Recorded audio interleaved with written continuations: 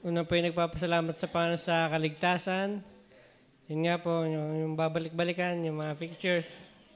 Yun nga po, salamat nga at nandito sa gawain. Tunay po yun. Sabi ni Andrew, yun. At salamat din po sa inyong mga buhay. Kayo po yung pagpapala. Yun nga, salamat po sa inyong mga buhay, sa ating pastor po, sa mga membro.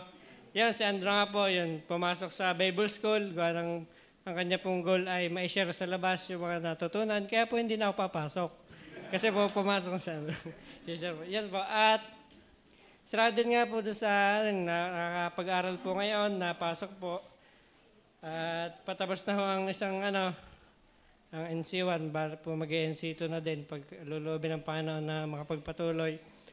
At yan, salamat din po sa buhay at nasa gawain pa nga po at sa aming pong pamilya, kami po ibuo pa. Wala pa namang nababawas, ngipin laang. Yan. At salamat din nga po at ayun. Malusog nga po mga pangatawan at marami po akong gusto ipagpasalamat pero pag nandito po ay nababawasan. Yun po, salamat po sa Panginoon.